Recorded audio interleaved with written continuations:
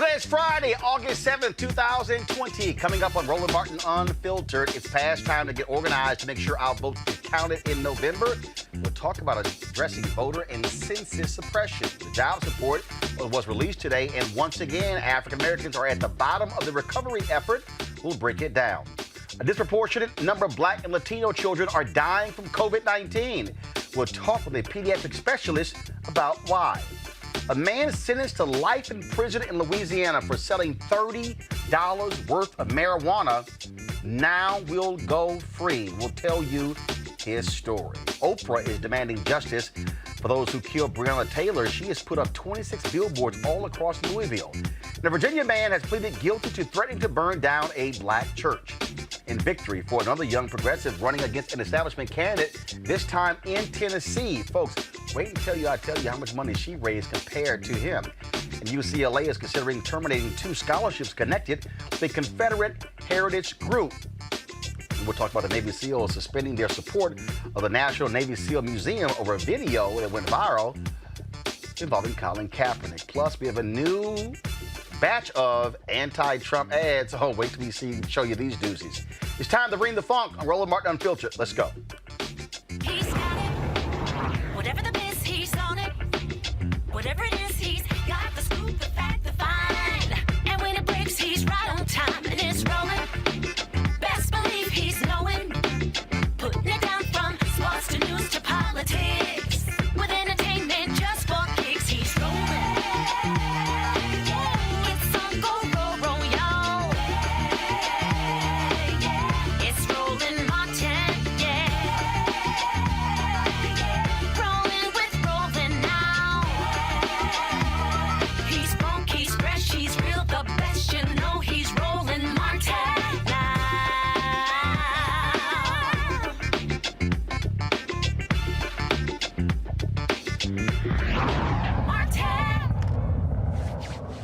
Folks, you see it right there. 87 days until Election Day, but that's November 3rd.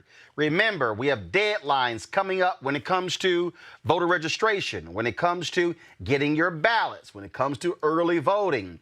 What we are focusing on is making sure you are fully prepared to vote, to combat voter suppression that's been going on. Joining us right now is the head of the National Coalition on Black Civic Participation, Melanie Campbell. We're going to talk about the issue of, again, voter suppression, what's happening all across this country. Again, as you can see here, we want you to go to vote.org, vote.org, where you can check your registration, register to vote. You can also get your absentee or your ballot in the mail, get election reminders, also polling place locator, and also register for the United States Census. All of that impacts us as African Americans. Also, when it comes to the districts, in terms of where we're operating in as well. Census deals with reapportionment, drawing of lines. All of those things matter when you talk about this election. And so this is critically important for us. We cannot procrastinate. We cannot wait. So everybody who's out there, you must know your status right now. Make sure, and look, if you're unsure, if your name has been removed from the polls, just register again. There's nothing wrong with you registering again. We also want you to double check your information. That is, make sure your signature is checked, your address is checked. Everything lines up, because we do not want them disqualifying your ballot for you to be able to vote. Every vote is going to count. The presidential, U.S. Senate, congressional, statewide, countywide, citywide races, judicial races, DA races, all of these are going to be on the ballot. So we want to make sure that you are properly prepared for it.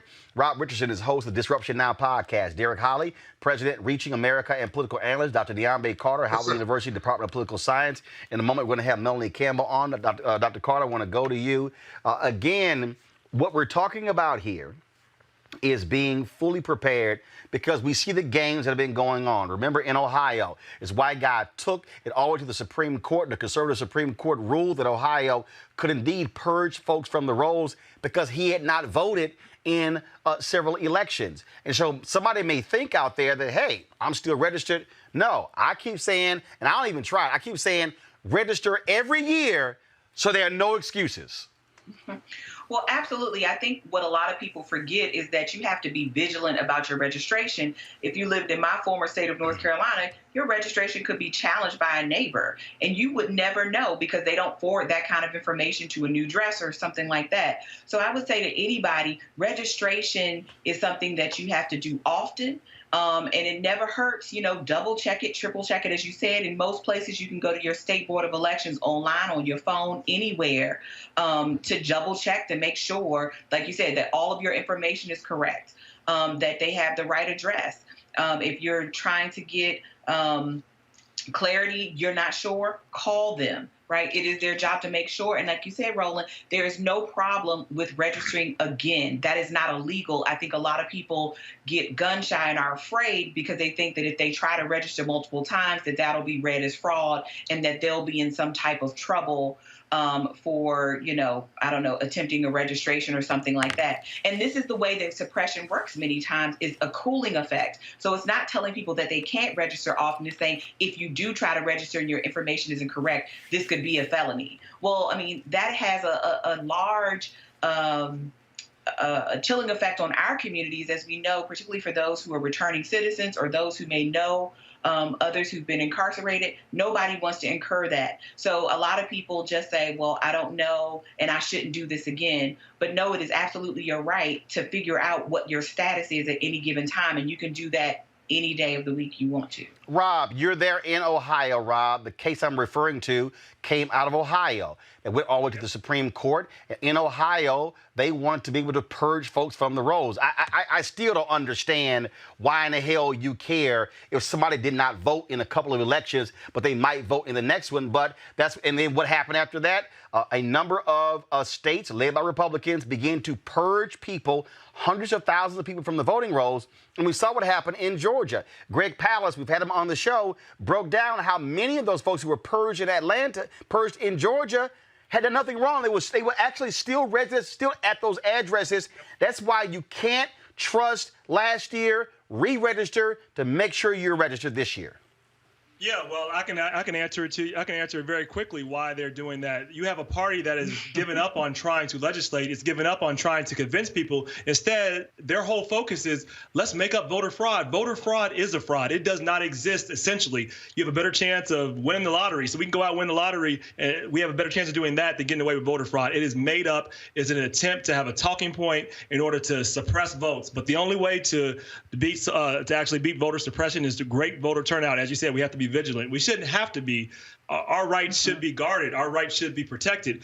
But again, right now you have a party that's in place, the Republican Party, that just believes that they need to do everything possible to restrict the amount of people that can vote. They're being anti-American. It's anti-democratic.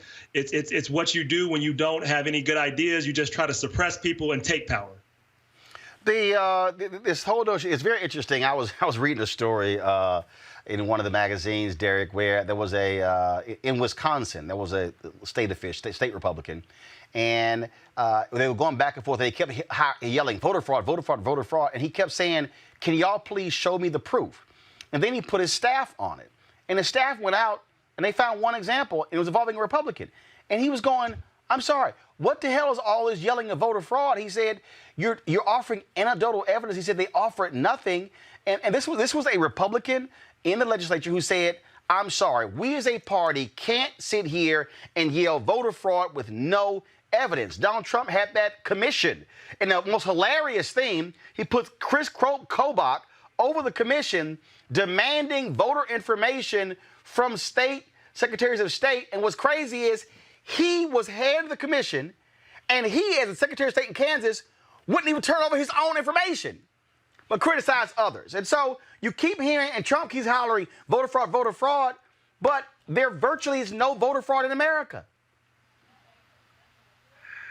Hey, Roland. Well, I do think there are some cases where voter fraud exists. Let me say that. I just don't think it's a clean system. I don't believe that. However, I think a couple of things that you guys said that needs to happen. One, African Americans, black people, we need to vote in every election. And I think that'll eliminate the whole thing of whether I'm registered or not if you get out and vote every single election.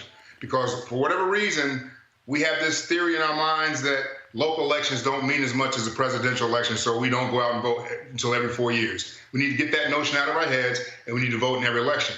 The second thing is, when we talk about this voter fraud and that kind of thing, and Roland, we talked about this on your show before, according to the Pew Research Center, in 2016, that was the lowest turnout in 20 years for African Americans.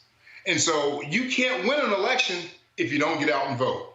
But here's the deal, yes. but Derek, sure. We got to be honest. When we talk about what happened in 2016, we cannot ignore the reality that after the 2010 midterm elections, after what Obama wins in 2008, you saw Republican-led legislatures put a flurry of things that made it more difficult. That's one. For instance, North Carolina is a perfect example. North Carolina had one of the lowest turnouts in terms of the states prior to 2008. Folks went out there, bust their butt, got folks registered. All of a sudden, they went to like 75, 78%, went almost to the top. Obama won by 14,100 votes in North Carolina. After that, Republicans were like, oh, hell no. And then that's when they begin to target black voters. Limited early voting. In many cases saying we're only going to have one early voting location for the first 2 weeks in the entire county. County serving 600,000 people. We know for a fact that in the last 10 years, again, starting in 2010, more than 1,000 polling locations have been closed all across the South. After Shelby v. Holder, that made it worse because you had no pre-clearance. You had nothing coming out of the Department of Justice. In fact, in 2016, the Obama Department of Justice approved the voter ID in Wisconsin. They said it was legal. They were still dragging their feet, issuing them. A federal judge had to call Republican Governor Scott Walker into the office and say, in this court saying, what the hell? Why are y'all dragging y'all feet with this? And so we got to be honest here. This is a part of Republican strategy to depress turnout because we know by the history. Lower turnout, Republicans have a larger chance of winning. Higher turnout, Democrats have a greater chance of winning. But they should just get better ideas instead of trying to suppress votes. Come up with better ideas. Stop trying to divide people of color. Like, come up with some good ideas. Appeal to us instead of just having who you have in the current White House. What they do is say, okay, we probably can't win that. We know we can't win with the rhetoric we have now, so let's just try to figure out how to get them not to vote, make it harder for them to vote, purge them from the rolls. Like, I agree with what Derek says. We should vote more often, but we ought to have leaders that don't try to suppress votes either. We need both to happen. Like, we need responsible leaders, and we need leaders that are trying to bring forth good ideas, that are not just trying to divide people, that are not being anti-American. If we're all in this together, we're all supposed to be American. Why are you trying to take away the right to vote? Why are you making it harder to vote?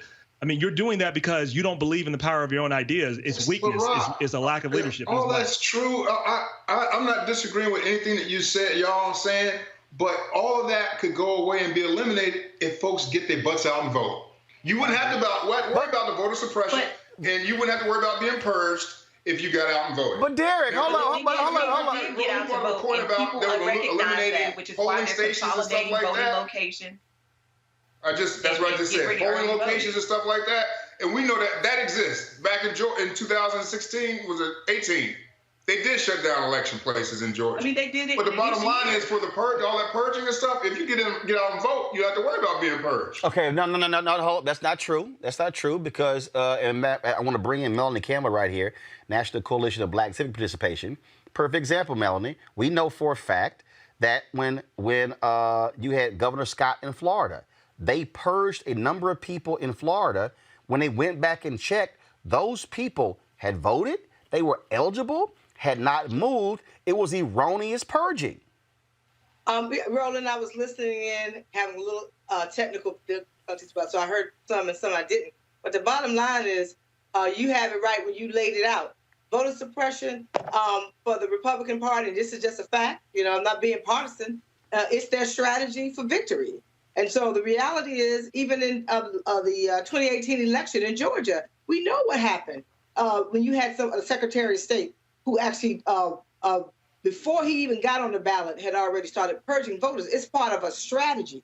And so our history, as we just yesterday celebrated or commemorated in some ways because they've gutted it, the 55th anniversary of the Voting Rights Act from 1965, and Congressman John Lewis and Dr. Ceek Vivian, who recently passed, who helped us get that vote, have to be really, it's a nonpartisan reality that voter suppression is something that the Republican Party uses. We don't need to have folks, and I'm no disrespect to our brother there, but the facts are the facts. It is their strategy. It has been their strategy. I've been doing this for 25 years, and I know for a fact it's their strategy. So we have to push back on it, but it is part of the strategy and not try to debate what is reality. One of the things that, Melanie, again, what I am trying to get people to do is say, okay, we get that's part of the strategy, but then we still have to jump over those hurdles. And so my deal right now is August 7th. I'm saying to everybody who's watching, who's listening, who's also, I need them to check their family members and say, look, let's go through what are the rules in our state? Do you have to have a voter ID? If you have to have a voter ID, do you have it? If you don't, what's the process? Right now, and I'm begging our people, the first thing is we got to get them registered first. We'll deal with the voting next, but if they ain't registered first, it don't matter what comes next. Well, Roland, come Monday, I wanted to start it sooner, but we pulled together the next phase of our unity campaign, and thank you for supporting. We're starting something called Are You Vote Ready? And that means do all the things that you're talking about.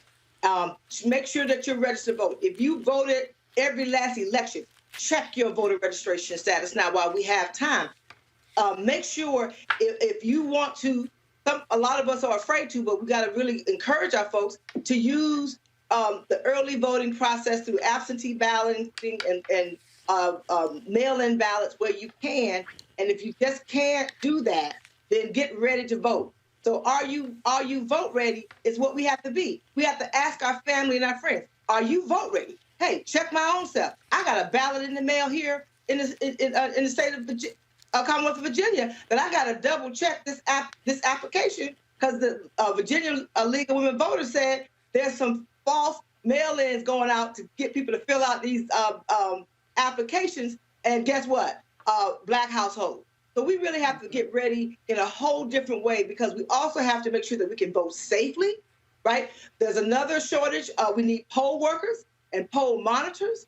We have to help election protection. There's a 250,000. I know I heard you, and I thank you so much. August is the month to get ready to vote.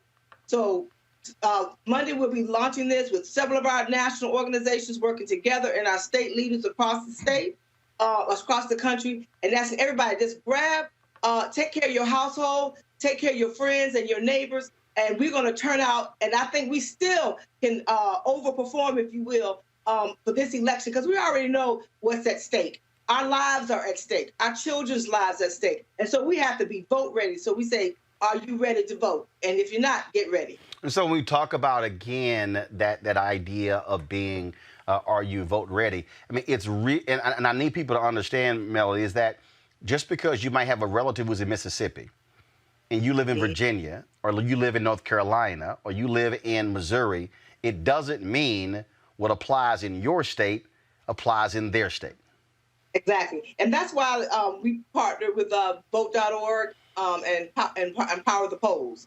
And that's so we can have the kind of information. We're working with A. Philip Randolph Institute, National Urban League, Hip Hop Caucus, all of our National Action Network, and many, many other organizations, our sororities. We're asking our fraternities, 100 Black Men of America. We're trying to pull that unity campaign together for this, what we call the phase 3, and using August, again, Voting Rights Act month, March on Washington month, a suffrage month. August, someone I heard say, August is the second Black History Month as far as the Voting Rights Act and as well as the March on Washington that we're working with Reverend Sharpton and others on. So it's just imperative. Normally many folks are vacationing, and some may still be doing that, but many folks are not.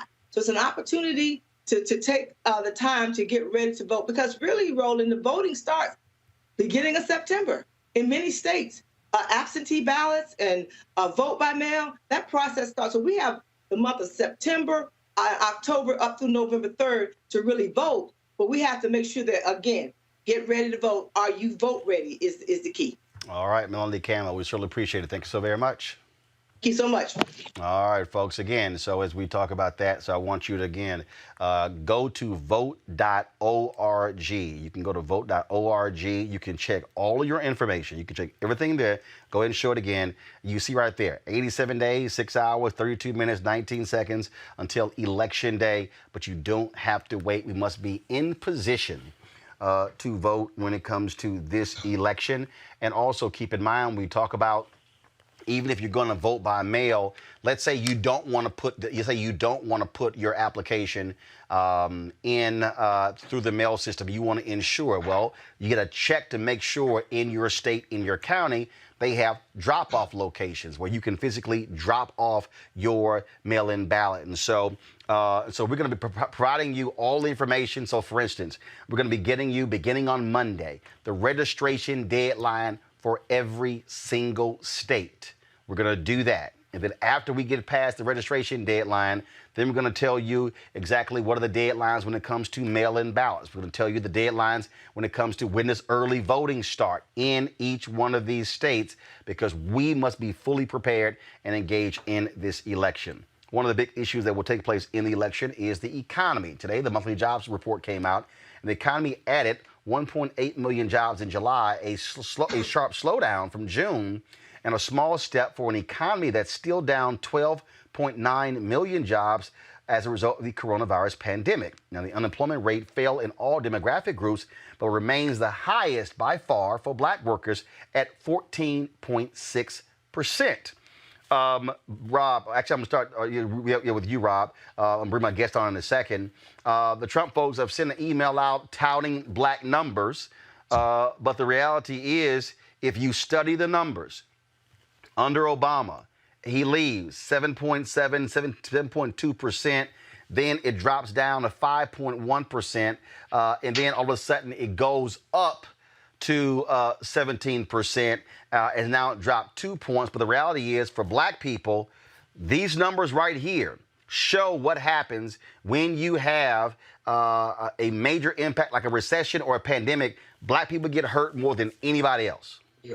There's no question about that, Roland. And what we've seen overall, everybody gets hurt. But I want to point to a trend. A lot of jobs have not come back from any recession. So all these recessions we go through, even when the recovery happens, certain jobs don't come back. And African Americans tend to be focused in a lot of those jobs that can be replaced by automation, jobs that are more routine and manual labor. Unfortunately, we're more overrepresented there. So we've seen this trend. This trend is, and it's going to exacerbate now that we have COVID-19. And you and I have talked about this. This has been less of a disruptor. It's exposed and it's accelerated trends. So things are going to continue to move and accelerate and expose people that are not in the digital space, that are not in this space. It becomes harder. So you're right. We're seeing this happen there's a lot of structural reasons, no doubt about that. Racism, things that have been done over the years. But then we have to figure out, for us, if I'm looking at us, we have to figure out how we get into the tech space, how we get into some of and move on some of these opportunities, because that is our new frontier. Because even if we fix some of the White House, nobody's there coming to save us. What I appreciate about you, Roland, and what I saw you talk about when you pointed out Joe Biden and others spending on black media, you should point that out. Because guess what? Without black people, there is no Democratic Party. So they ought to spend some money, even if they don't. First of all, they do get a return, but they ought to spend money just because they don't have a party. I guarantee if black people dropped off by like 15%, Joe Biden loses, period. Right? So like, we should get some return for that. We should get some value. And you bring a huge presence. And it's not just you, but there's other black media, there's other consultants that they should be investing in, and that they do not. And so I do think that we have to look at this broadly. When we look at politics, we look at economics, and really figure out how we organize. We talk about it often, having our third Reconstruction. We should do that in this moment. I want to bring in Benga Ajilore, senior economist for the Center for American Progress, to talk about this here. Benga, certainly glad to have you back on Roland Martin Unfiltered. Every time I get an email from Paris Denard with the Trump campaign, I just have to laugh. So they sent out this email this morning. President Trump's inclusive economy continues to work for the black community. And then they start touting his steadfast leadership has led to the black unemployment rate dropping yet again in July. Have they paid any attention to what's happened? Because the fact of the matter is, since October, the black unemployment rate up. Then it hits, of course, 17, 18%. And then, of course, is now, but they're touting it dropping to 14.6%. And that's the thing about these numbers. I mean, yes, technically it dropped, but it dropped so little that it's almost negligible. And so one of the things you have to look at is when you talk about these unemployment rates, especially by race, you have to compare it with other groups. So yeah, unemployment rate went down to about 14.6% for African Americans, but for whites, it dropped below double digits down to 9%. For white women, it's down to 9.6%. For white men, 8.3%. Black men, it's about 15%.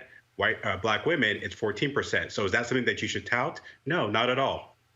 So again, so you're saying that when it came to white folks, it dropped double digits.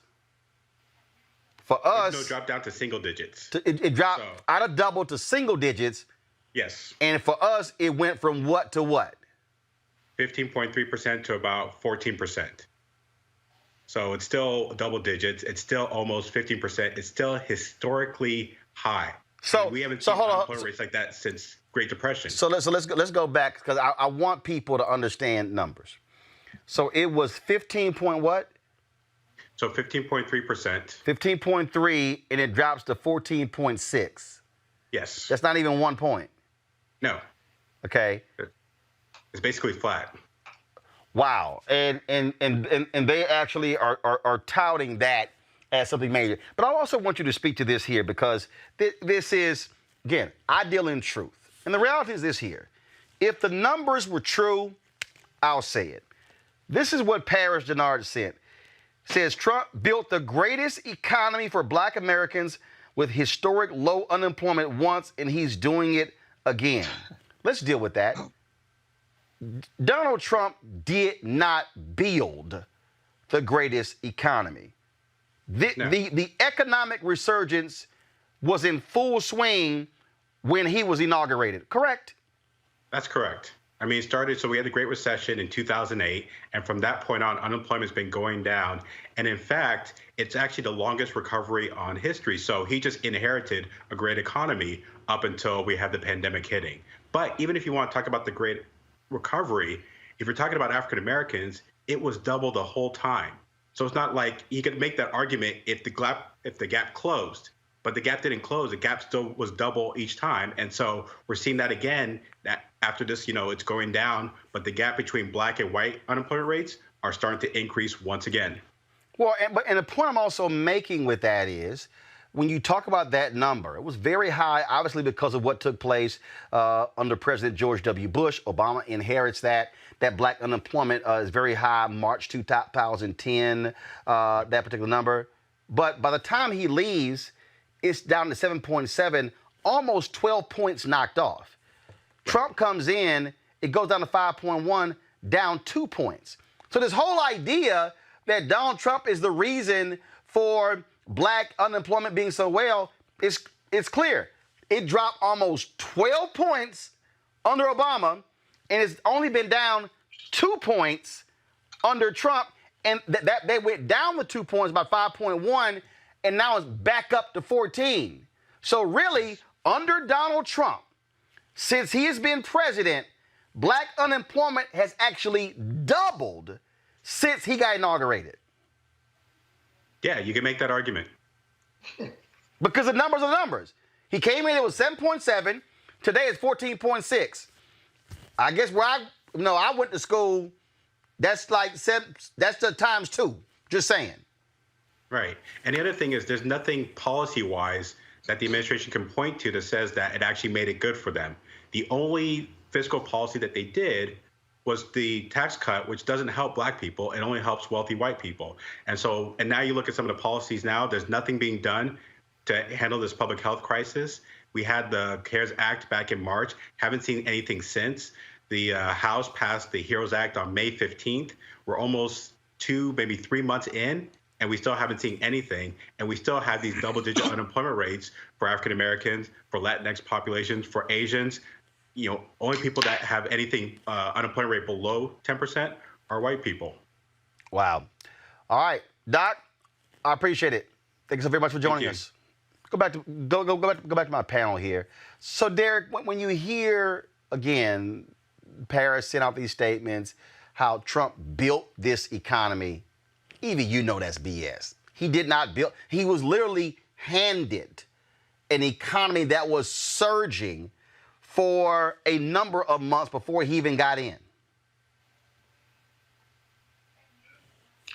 Roland, I just want to ask a question. At what point, because I just pulled up an article while he was talking, and it was from NBC, and it was from 2019. Right. And it said the lowest unemployment rate ever in history for African Americans. Right. It was down to 5.5%. Right. Lowest in history. So I guess my question is, this man was elected, Trump, in 2016. Right. This article was published in 2019. Right. 3 years after he's been in office. At what point does he get credit in his administration for the economy? Here's my question. What was it when he came in? What do you mean? Where was he coming in? What was the 17. what was the black unemployment rate when he got inaugurated? Oh, I didn't look at those numbers. I just pulled that number right there. No. But I think it said 7.7. Yes, it was 7.7. 7.7. And it went down to what? To 5.5. Which is a drop of 2 points, correct? Correct. Okay. And that still means that black unemployment rate was still that much higher than that of whites, correct? Yeah. So that. But here's my whole point. He inherited one that was at 7.7 for black people. It goes down to 5.5. Who gave him the surging economy? What do you mean who gave him the surging economy? No. It's my question. That's the part I'm trying to understand. Did the economy just start improving when he came in, or had it been improving for 6 years? My question is, at what point does he get credit for his administration? No.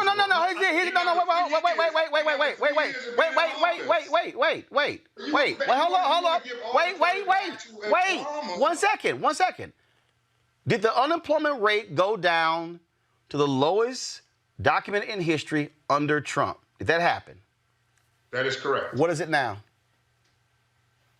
It's at 14. The dude just said it's at 14, 13%. It's at 14.6%. So if he came in at 7.7 and it's now at 14%, does he also get the blame for it doubling? Yeah, let's give him the Hold on, Rob. 1 second. Derek, does he get the blame? It's the economy. Does he get the blame for it doubling?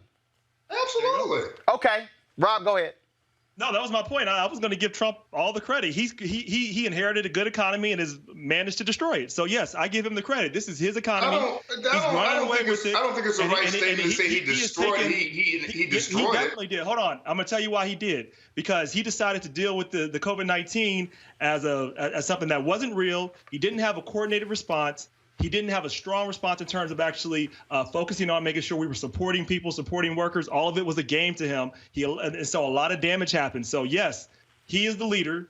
He's accountable for this. That is my point. And a lot of this has to do with his lack of leadership. Period. And also, can I add to the employment sectors where blacks are overrepresented, like sales, like administrators, like government jobs, Exactly. I mean, a lot of those people, food service, right? All of those positions that evaporated, right? When COVID-19 became much more prominent. And again, as Rob said, we had an administration that wanted to play political football with people's actual lives. So yes, he can take credit for that 2-point drop off in unemployment, but he can also take credit for it doubling. And not to mention that's the economy, unemployment for black folks, also the deaths of black folks that happened on his watch as well. So he can take credit for all of that. So this is what I want people to go to my iPad, please.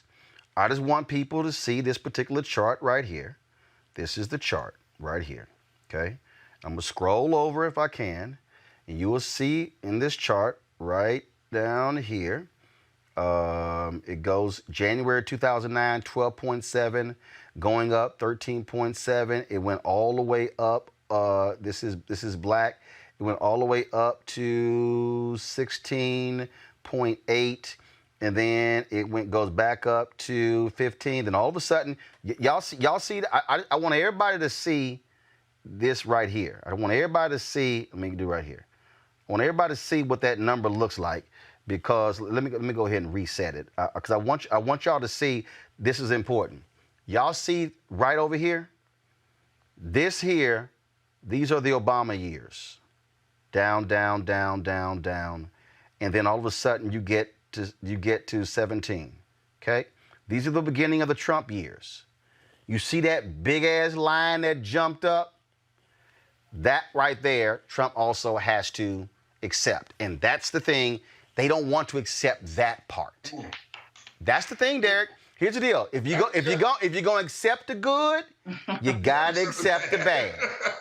I mean, that's all I'm saying. They don't want to do that, though. I agree, Rod. That don't look good at all. No, it don't. No, it don't. And in fact, that line over there jumped up higher than, I think it actually jumped up higher than, in the way this chart is a little hard, it jumped to 16.8. That's actually higher than, or maybe it tied, it actually tied. The high point of Obama's presidency, black unemployment was 6. No. I'm just giving. I want our audience to have the information. The highest point under Obama's presidency, March 2010, it was at 16.8. It dropped to 7.7 by the time he left. The lowest point of Trump's presidency, it was actually 5.1, I think, 5.5, 5.5, and the highest is 16.8. So the net effect of Donald Trump on black people, Derek, the net effect of the Trump presidency on black people is that our unemployment rate has doubled under Donald Trump. That's the net effect. That's a net effect. But I would just look at to say that the COVID, man, I think we all would agree on this panel, it has exposed just black people in general. That's why even when we start talking about, kids going back to school, Of course. It hurts me that some of these kids are going to get left behind with this whole virtual thing. And I realize you got to be safe and keep them home, but damn, we're going to continue to fall behind. But wait, hold up though. But here's the deal though. And here's the thing. I'm not saying at all. Let me be real clear with people. I am not saying that it is a good thing that coronavirus took place. What I am saying is that now white folks in America are seeing the reality of what it means to be black. They are seeing higher death rates. They are seeing the impact on black businesses. They are seeing the impact on black kids in school. Can't nobody white sit here and deny what has actually happened to black people historically, because what COVID-19 has absolutely exposed all of that, Rob. I agree. It's not only has it exposed that, so it's exposed how horrible of a leader we have, because that's what a crisis does. It'll either it'll expose or it will exaggerate the best characteristics and the worst, and we've seen that. But it's also exposed America and how bad we have been in terms of preparing. It's exposed the fact that we haven't invested in digital infrastructure. We should have broadband and Wi-Fi built all across this country. We should have that. But we don't have that, so it's exposed that. So people that don't have that, just like Derek said, are being left behind. It's exposing the fact that we haven't invested like we need to as a nation. It's exposed the fact that we don't focus on workers. If you look at every other country, they are now recovering from COVID-19. We are now exceptional in a bad way. We're not recovering for all types of reasons. One, we didn't take it seriously. But then two, how we responded, we didn't respond by making sure we helped every single worker. There's a debate about that right now in Europe and every other place. They made sure every worker was reimbursed, period. In America, we had a long debate about it, and they were giving money to people like the LA Lakers and this business here and huge multinational corporations, ones that didn't need it. So we have the wrong focus in America. It's exposed really the lack of leadership in America as a whole, but we really have a really bad one in the White House. In fact, folks, let's talk about where we are. As of today, there are 4,802,491 cases of COVID-19.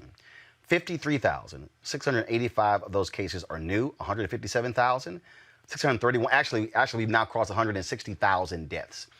1,320 are new. Now, folks, here's what's scary. A disproportionate number of non-white children are dying from the virus, according to data released in an internal memo from the Federal Emergency Management Agency.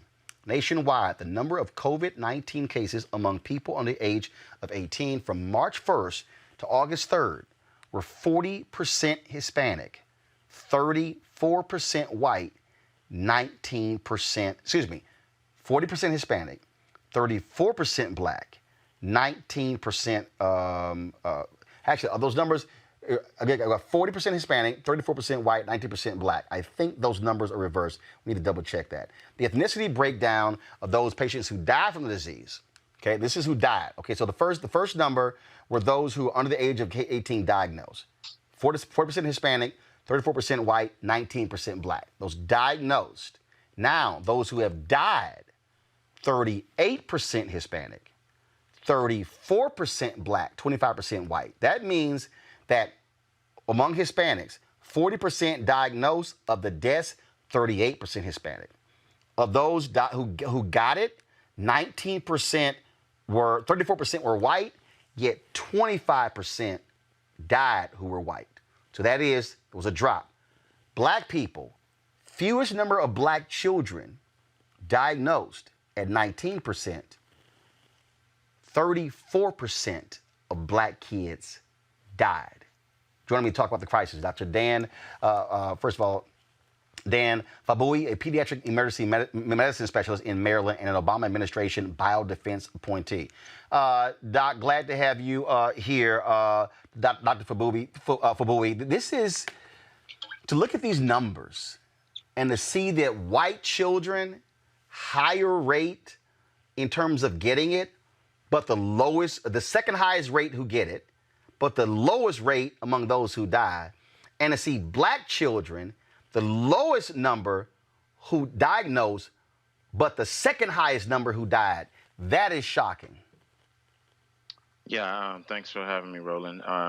Yeah, so the data, we're still learning a lot about the impact on children and the impact on our community in general, both adults and kids. I think one of the studies that's been impactful that recently came out, in addition, was at one of my former institutions where my colleagues there looked at 1,000 kids actually that were referred by actually a physician or because they were exposed to a high-risk target, as in somebody who had COVID diagnosed and was sick, were referred to this off-site, basically a site to get tested.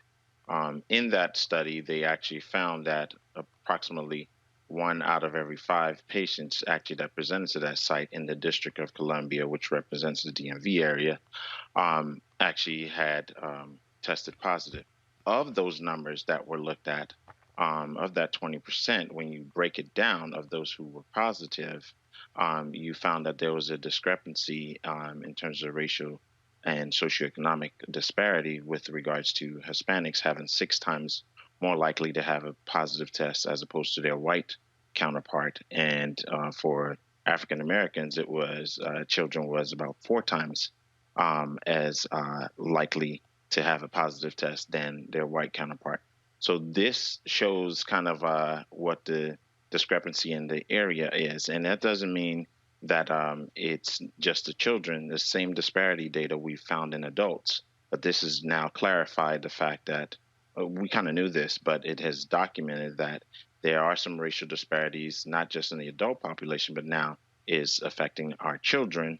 And we need to make amends to kind of fix those things, or at least account for that. Bear in mind that this study also actually was a study that was done early on in the coronavirus pandemic that began.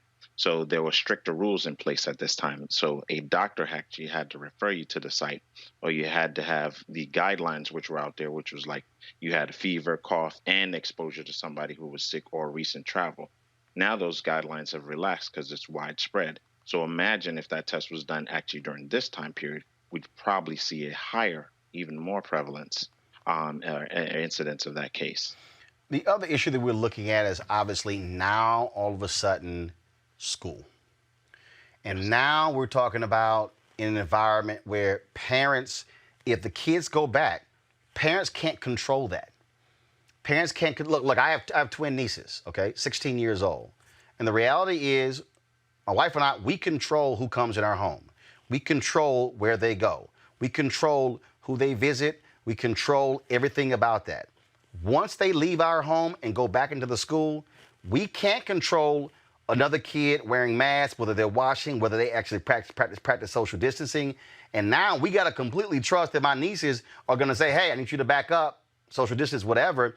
And now, look, you're now talking about, and a lot of schools are not even prepared to have all of the different things in place when it comes to testing people, checking people. Look, you got a Georgia superintendent, he just suspended a kid who took photos of a packed hallway, and the Georgia superintendent actually said, well, we can't enforce masks. And I'm like, But if you ban kids from smoking, you damn sure know how to enforce that.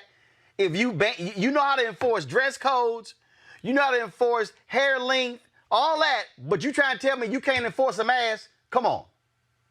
No, real talk. You hit the nail on the head. Those are real issues. All the schools really need to get their act together as best as they can. Now, there are some limitations. Let's just call a spade a spade. And we need to empower your audience and our community in general to be able to know how to make a decision. Am I actually sending my kids to school? I'm a father too. I have 3. And I think that some of the factors are, or that people can actually look at, are test positivity rate. You can look that up. It's very accessible. Johns Hopkins has a website. You can look at the DC Department of Health, Maryland Department of Health, Virginia, whichever state you're in, you can look at all those online. So your positivity rate should be less than 5%. Ideally, you want it 1% or less. New York is a classic example. Theirs is around 1%. DC is about 1.6, 1.4%, looking at the latest data. But even with those numbers, that will actually at least begin to help you have a discussion around, okay, am I going to send my kids to school? The other part is the school's responsibility, which you alluded to, Roland, which is basically, hey, everybody should be wearing masks, faculty, staff, students. It should be mandatory. If it's not mandatory at any of those institutions, I'm not considering it as a parent. I don't think you should be. I think if that's in place, and then the testing and turnaround time of the testing is another thing. We've had a lot of lag in testing results due to reagents, due to whatever the reasons. There are many things. But now, actually, one of the places that's really been good with really testing is DC. They've improved their testing, but the questions are still the turnaround times to getting the results. Then you ask the school the other question. What are your policies in place in terms of how do you notify families and parents? They're good at being able to notify parents on certain things. So have they done this before?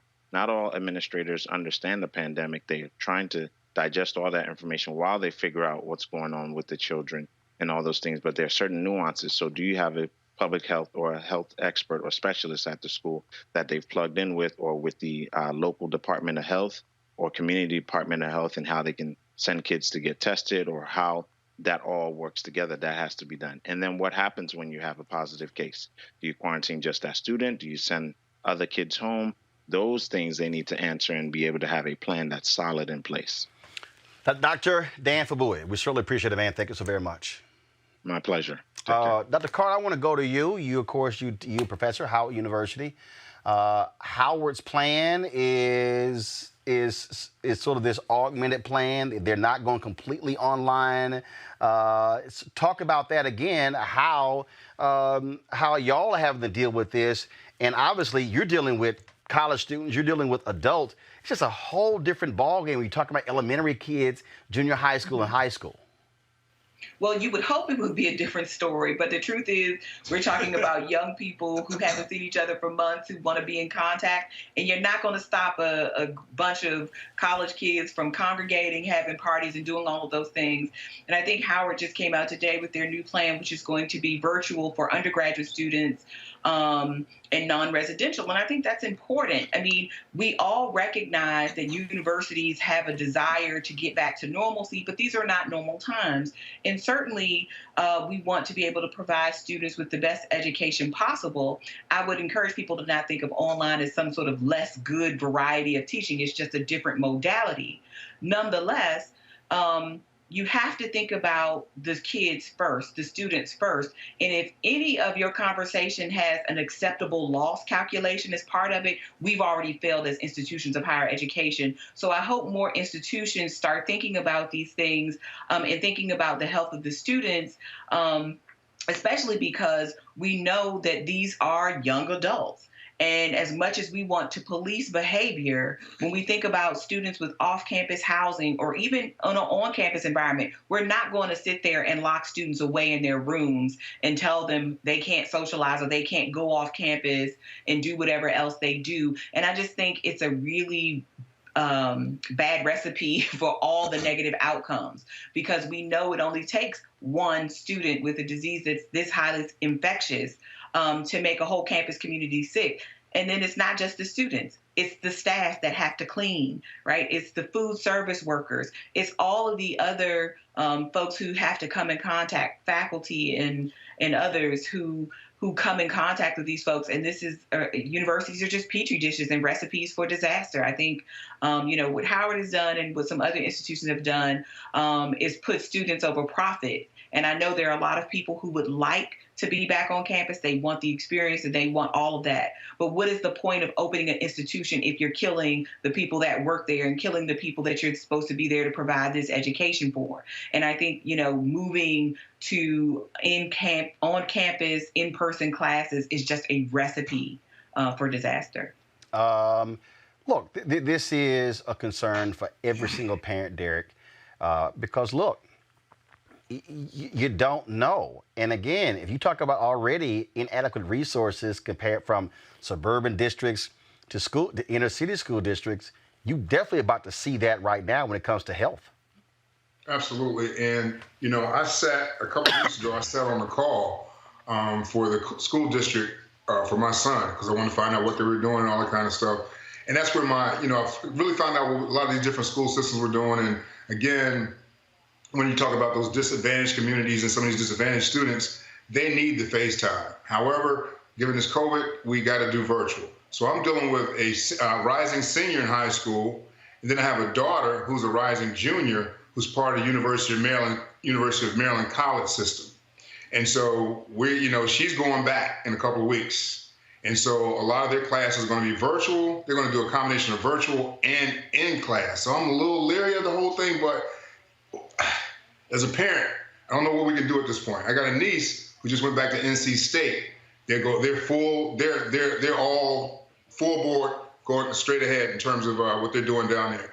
So each one of these universities, each one of these different school districts all have different plans.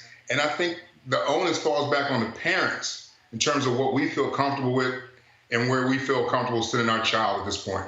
And right now, man, I'm not comfortable with a whole lot of this stuff that's going on. But, I mean, what can we do at this point? Rob.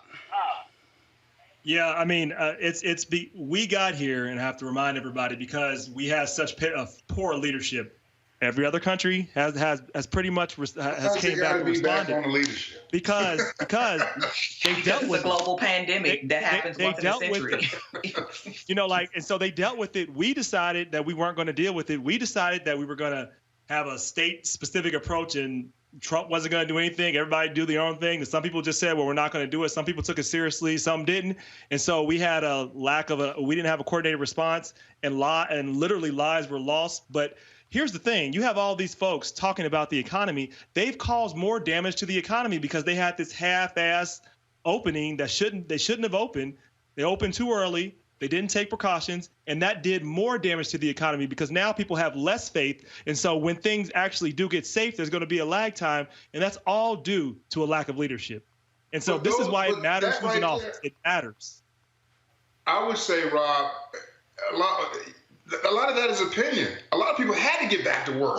So they had to open up the economy because everybody couldn't stay at home. So I think a lot of times when we talk about what's happening right now, we're Monday morning quarterbacking. This is the first time we've ever had to deal with a global pandemic.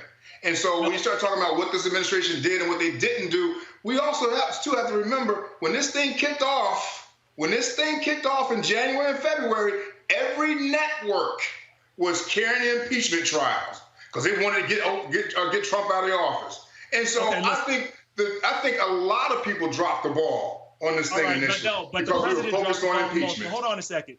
Why is it that every other nation in the world is able to get through it, but not us? I can't speak to every other nation. Every other nation is not the United States. It's not opinion. It's because we decided that we weren't going to take it seriously. We didn't have a coordinated response. We did not, and that caused lives and that caused economic damage. And you have governors that follow this idiot's lead. And they opened up the economies too early, and they caused a lot of damage to people. I want to make one other point. You said that other people had to get back to work. No, that's a lack of a government response. The response the government should have had, they should have covered workers during this time because the workers didn't do anything wrong. There's nothing they could do. That's what a good government response looks like. We didn't have that. Rob, everybody didn't want that solution.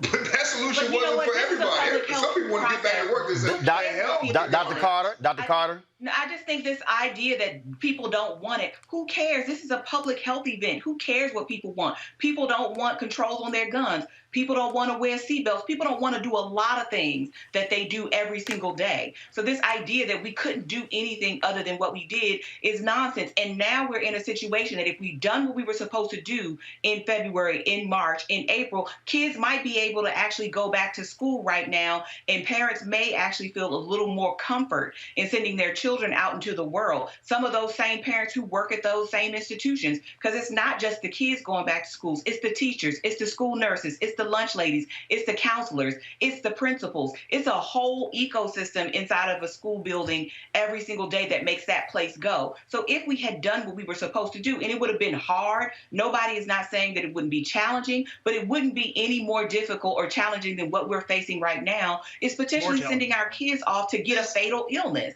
I don't think anybody prefers that. Final comment on this. Go ahead, Derek. I was just going to say, it's real easy for us to sit back months later to say what we should have done and what we could have done. And that's what that whole saying. If ifs and buts was candy and nuts, goddamn, nobody would be hungry. And so it's just easy to sit back and say what we should have done, we could have done, all those kind of things. Not just in this country, but around the world, telling you what you could actually do to mitigate this virus, and we chose not to do it. So nobody is saying ifs, ands, or buts. The public health information has been consistent for months. We chose to do something else. And just say that and realize we got to live with the choices we did not make.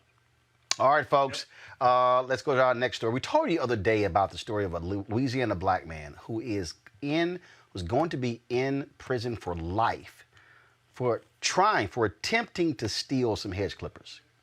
He was, of course, convicted under the habitual offender law there in Louisiana. Well, he got bad news, but this next guy got great news.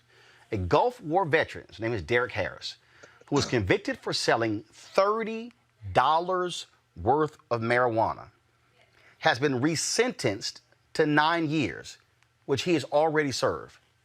Originally, in Louisiana, Harris was sentenced to life in prison without parole.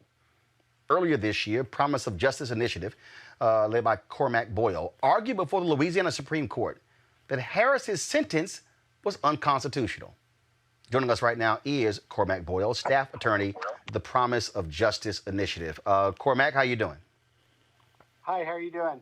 Doing great. I came across this story because the gentleman in question, Derek Harris, is actually the brother of a friend of mine who I play golf with, Antoine Harris. And you read this story, how in the world did he get life in prison without parole for $30 worth of marijuana? Yeah, absolutely. It's a unfortunately, is as you pointed out with Mr. Bryant's case, not an anomaly. And a lot of the problem really is that Louisiana has overzealous prosecutors and underfunded and overworked public defenders. And Mr. Harris's public defender, unfortunately, was not very attentive to Mr. Harris. He failed to communicate a plea deal prior to trial. He failed to present a entrapment defense, which was very viable at trial. And then he failed to point out to the court that the court should and must, in Mr. Harris's circumstance, deviate downward from the life without parole sentence based upon Mr. Harris's background and the fact that he's far from the worst of the worst offender, and this is far from the worst of the worst offense. But this is the kind of stuff we keep talking about when you look at these southern states, when you look at a place like Louisiana. And here's the other deal. You're a state that's broke as hell. Like, what? In what world would you say, yeah, it's a notch on my belt to put somebody in prison for life for $30 of marijuana? And this is a young guy. You're talking about you're going to spend, in the same case of the other gentleman, you're going to spend more than $1 million to imprison somebody for $30.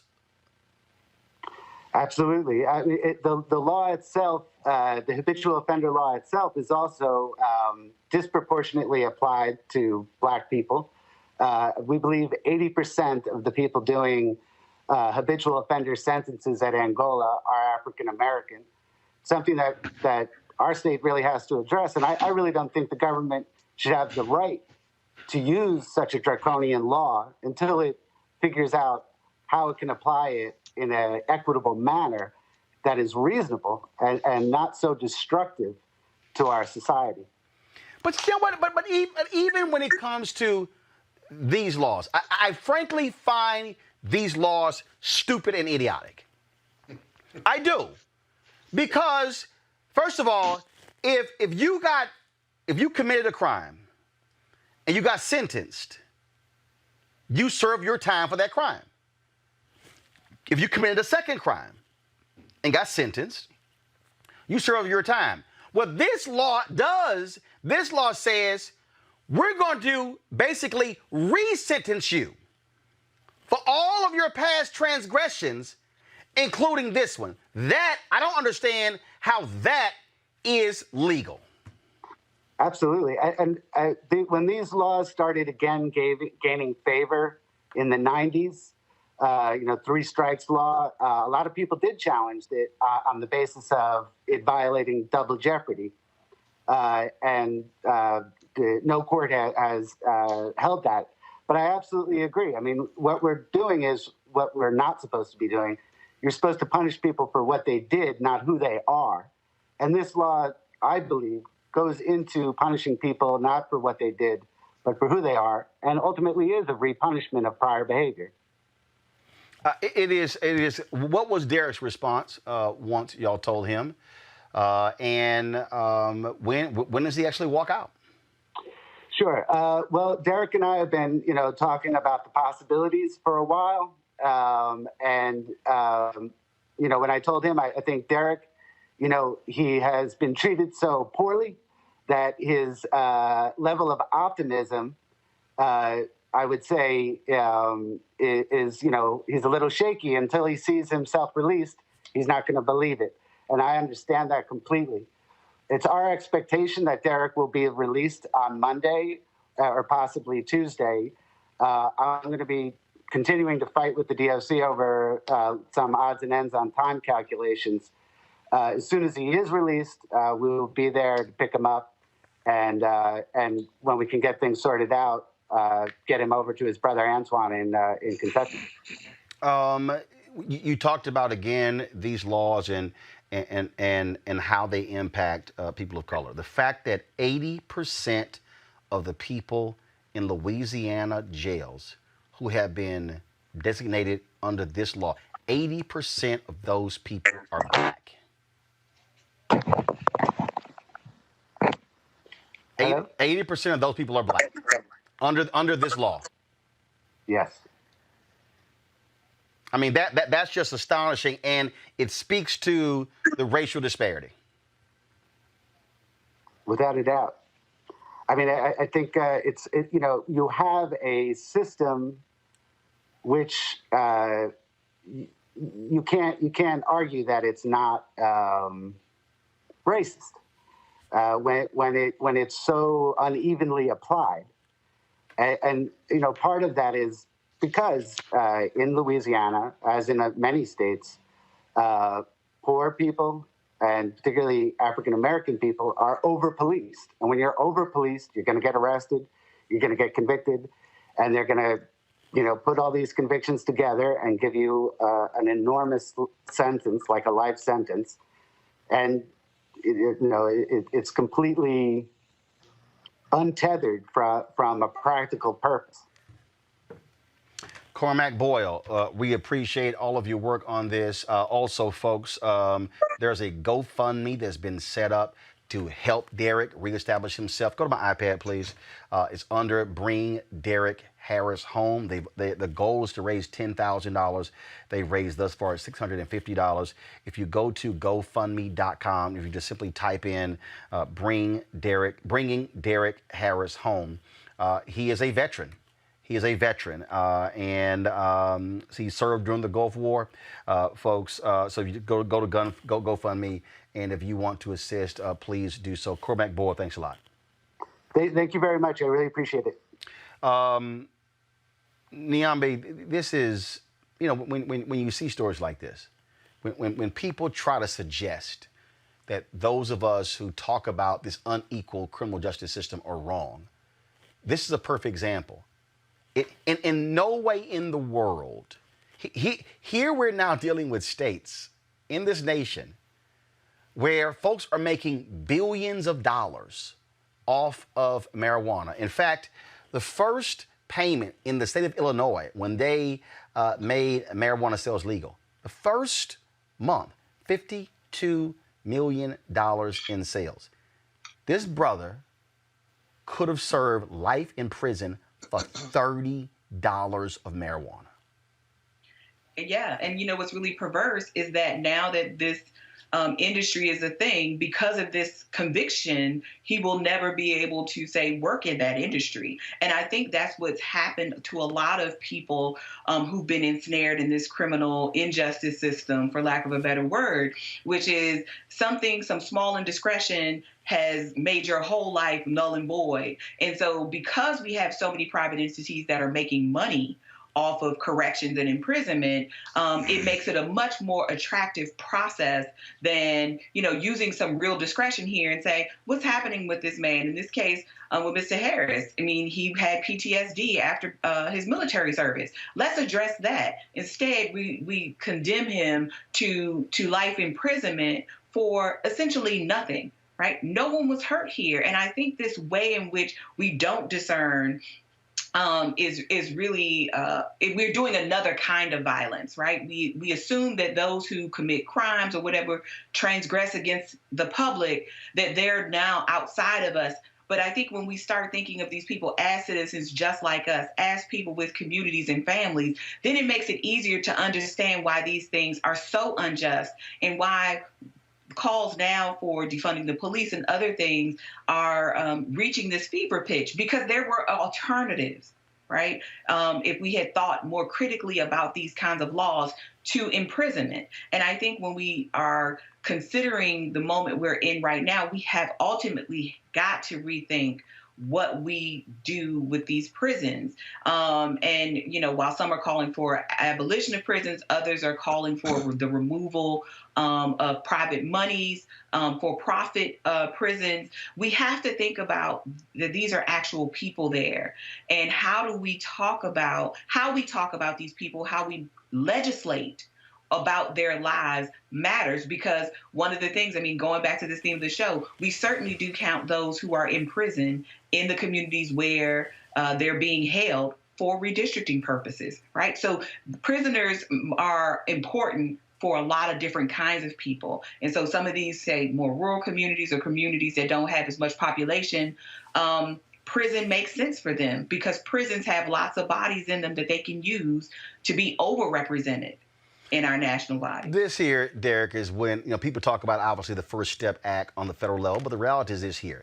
Of the 2.3 million people who are in prison in the United States, 10% are only on the federal level. The real impact on mass incarceration has to take place on the state level. And this is one of those things where Democrats and Republicans, you would think folks who talk about being pro-life and those other people who talk about, ending mass incarceration can come to an agreement that these type of laws, enough of this law and order bullshit, enough of this whole, I need to look all tough. It makes no sense to tell somebody, yeah, you're going to spend the rest of your life in prison because you tried to sell $30 of marijuana. Dude, I read that story. First of all, I know Derek Harris. I was like, make sure it wasn't my Derek Harris. All right, but dude, life in prison for a $30 bag of weed. I was like, wow. But I'm gonna put a different spin on it. Now, this law that had him locked up, that was part of that crime bill that was passed in 1994. That was authored by who? Mr. Joe Biden. This is a state law. This is a state law. Okay, is that not part of the crime bill though? No. This is state law. No. Hold on. Factually, the 1994 crime bill is a federal law. This is a state law. I stand corrected. The bottom line is everything that y'all said was true. Dude, he got life in prison for a $30 bag of weed. And I think, as you said, Democrat or Republican, that don't make sense. But as the doctor said just now, everything that she said was true too. These prisons have a population that is very useful for a lot of different reasons. And so some of it's political, some of it's not. But man, that right there, that makes no sense. And that's something like that has to be changed. I feel so sorry for that brother and what happened to him. Rob, go ahead. Yeah, the system is not broken. It's working as it was designed to. It's working to disenfranchise people. It's working to take away the power of people. This is why it applies disproportionately to Black Americans. These laws were put. These are revisionist laws from like right after Reconstruction, and this is our third kind of morphing of discrimination in this country. We had obviously slavery, then we had Jim Crow, then we had mass incarceration, and we had these laws pretending to be strong on law and order. What they really were was just thinly veiled disguises of ways to discriminate against us, to put us in prison, and to find ways to disenfranchise us. It's not only putting us in prison, it's disenfranchising us afterwards, making it hard to, and sometimes you can't vote, making it hard to actually get a job. But as the doctor said, as Dr. Naomi Carter said, we still use those bodies. They still use those bodies for profit.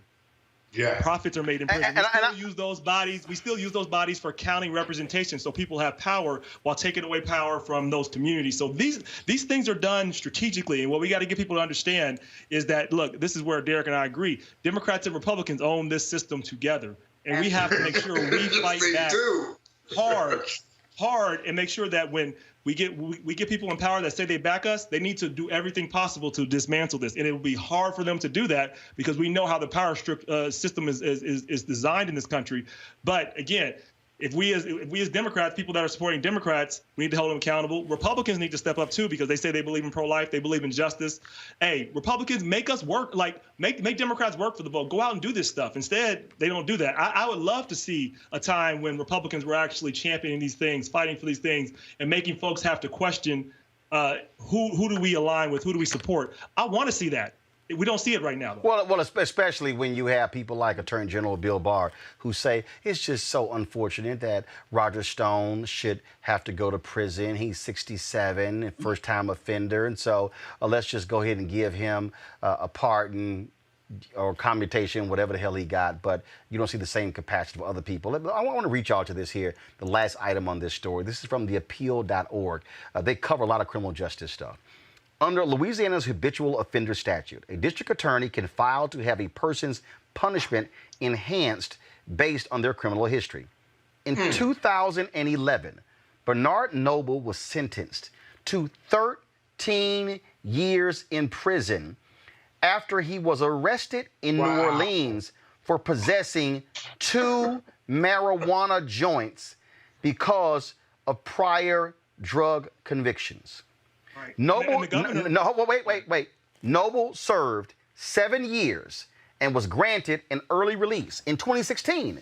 In 2016, Jacobia Grimes faced 20 years to life for allegedly stealing $31 worth of candy bars from Dollar General store in New Orleans after Orleans Parish DA Leon Canizaro charged him under the habitual offender statute.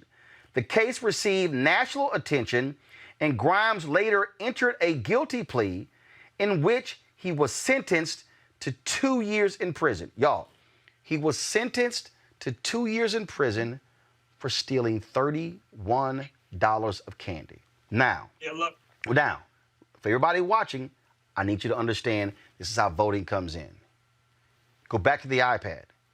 The key is this. The person who determines whether to use the habitual offender statute is the district attorney. So, this is why DAs matter. This is why Aramis Ayala in Florida matters. Larry Krasner in Philadelphia matters. Kim Foxx in Chicago matters. This is why Marilyn Mosby matters. This is why Kim Gardner matters. This is why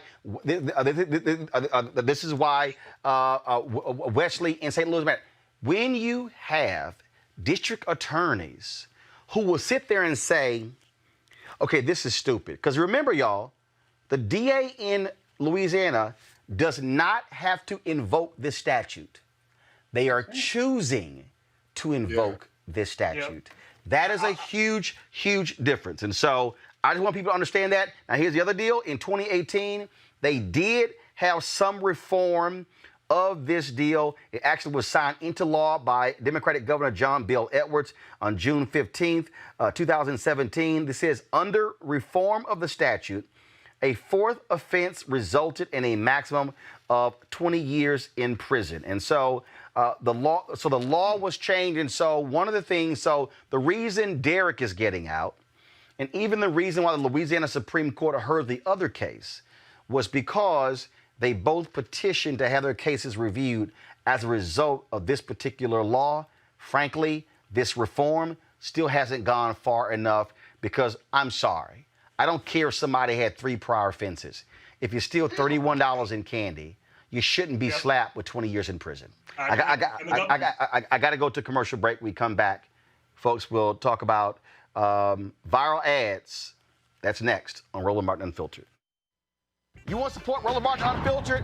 Be sure to join our Bring the Funk fan club. Every dollar that you give to us supports our daily digital show. There's only one daily digital show out here that keeps it black and keep it real as Roland Martin Unfiltered. Support the Roland Martin Unfiltered daily digital show by going to RolandMartinUnfiltered.com. Our goal is to get 20,000 of our fans contributing $50 each for the whole year. You can make this possible. RolandMartinUnfiltered.com. Donald Trump is 74 years old and he has never faced any consequences. When Donald Trump was called to serve in Vietnam, his powerful father used his money to buy his privileged son 5 separate deferments. But what about the kids who weren't rich? And what poor kids without a rich father had to take Donald Trump's place 5 times on the battlefield?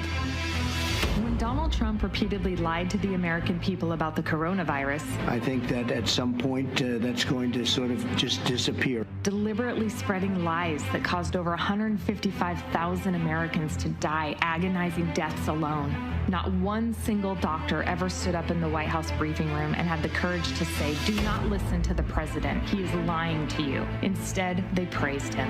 He's been so attentive to the scientific literature and the details and the data. When Donald Trump bragged on camera about sexually assaulting women, it should have immediately ended his presidential campaign and he should have faced criminal charges. But instead, his third wife, so desperate to be the first lady, rushed to cover for him. I know how some men talk. They were kind of a boy talk. When Donald Trump had multiple bankruptcies, he should have lost his businesses and suffered the same consequences everyone else would have. But instead, corrupt banks like Deutsche Bank stepped in to rescue him, perpetuating the false image that Trump was rich and successful.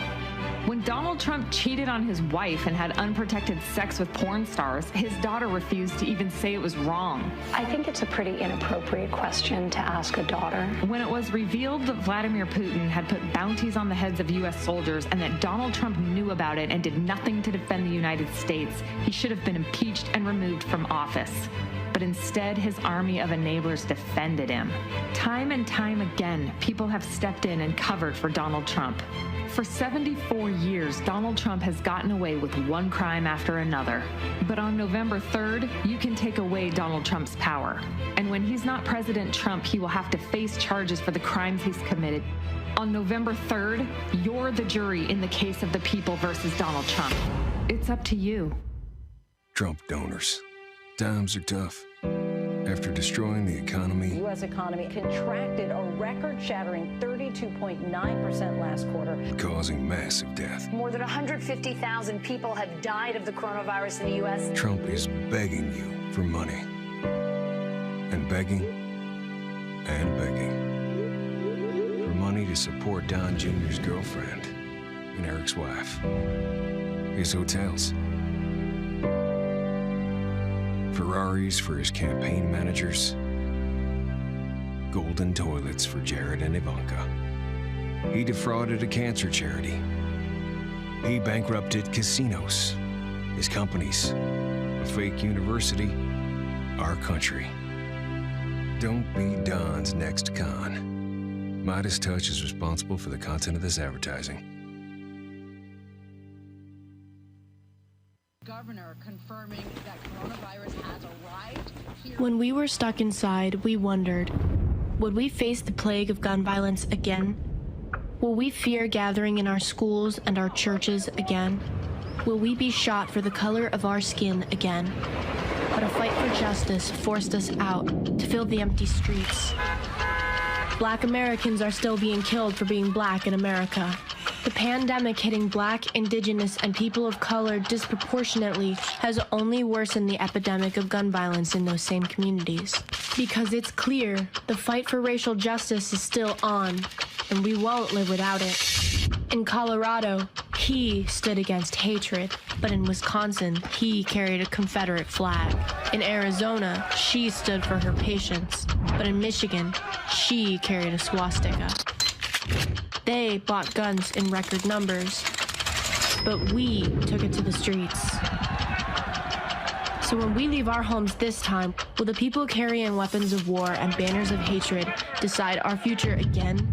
Or will we stand up and demonstrate our power?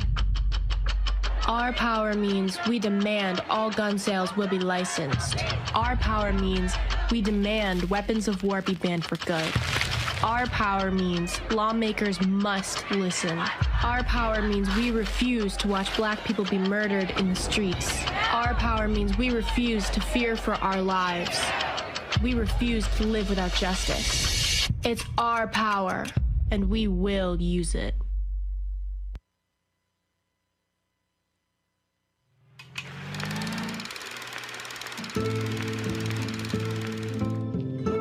This moment in our history has been a long time coming. But a change has come. In 1961, black and white people could not be seated together on a Greyhound bus.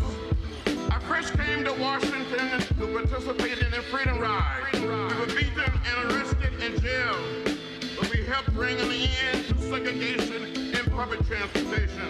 In 1963, we came back here again. Hundreds and thousands of people were arrested and jailed throughout the South for trying to participate in the democratic process. We must never ever give up. We must never ever give in. We must keep the faith and keep our eyes on the prize. We must continue to push.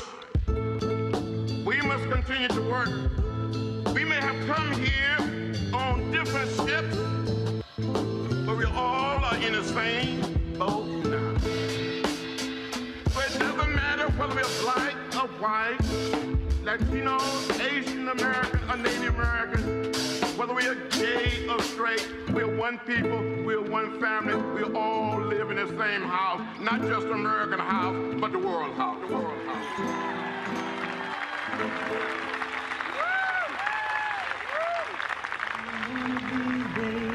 I'm gonna be a registered voter, oh Lord. I'm gonna be a registered voter, oh Lord. I'm gonna be a registered voter. I got to add one more because I got to get our panel. I know, Derek, I know you have to go. It's your wife's birthday. Hopefully you got her something good. Yesterday, Donald Trump was in Cleveland. It was supposed to be a White House event. He turns it into a rally. And he questioned Joe Biden's faith. Watch this. Things that nobody ever would ever think even possible because he's following the radical left agenda. Take away your guns. Destroy your Second Amendment. No religion, no anything. Hurt the Bible, hurt God. He's against God. He's against guns. He's against energy, our kind of energy. I don't think he's going to do too well in Ohio. If things that nobody ever would ever think even. Derek, Joe Biden has enough power he can hurt God? He has enough power he can hurt God? Is that what he said? He's literally said Joe Biden is going to hurt God. No, I don't know where that came from. But I will say this, since he's in Ohio. And Rob, you in Ohio. And we say this all the time when I'm kidding around with my friends. I'm like, you know, one thing what people got to realize when it comes down to this election, November 3rd, all right? So once you leave Atlanta, you're in Georgia. Once you leave Cincinnati, you're in Ohio. And a lot of times, you know, these opinions that we talk about, they come from, well, I would say a lot of times bi-coastal and urban elitist. And so there's a whole group of Americans who don't necessarily agree with everything that is said on this show. Well, yeah, but it's a hell of a whole lot who do agree. And trust me, there are white folks who agree as well. And the thing here, Rob, when you have a fool stand up talking about Joe Biden is going to hurt God, you know what? Since and I just wanted, you know, while we were playing that, I just want to remind y'all of this. Talking about how it's your favorite book, and you said, I think last night in Iowa, some people are surprised that you say that. I'm wondering what one or two of your most favored Bible verses are, and why. I wouldn't want to get into it because to me that's very personal. You know, when I talk about the Bible, it's very personal, so I don't want to get into verses. I don't want to get into. There's no verse that means a lot to you that you think about or cite? The Bible means a lot to me, but I don't want to get into specifics. Even to cite a verse that you like? No, I don't want to do that. You're an Old Testament guy or a New Testament guy? Probably equal. I think it's just an incredible, the whole Bible is an incredible, I joke very much so. They always hold up the Art of the Deal. I say my second favorite book of all time. But I just think the Bible is just something very special. Okay. You mentioned the Bible. You've been talking. He didn't have no Bible verse. Neon, but he literally said, Old Testament, New Testament. Oh, probably equal. Yeah, he has no acquaintance with that Bible, so I don't even know why he is perpetrating that fraud. But I will also have people remember, and I will always say this, you can believe whatever you want, right? That's part of the Constitution. You can follow whatever religion you want, but the state does not have the right to establish said religion. And I think we have to always keep that in mind, that the framers that we like to pull out every time we want to talk about something, we're very cautious of religion, in particular state-run religion or state-promoted religion. So we should always keep that in mind when we're talking about leaders and their faith, right?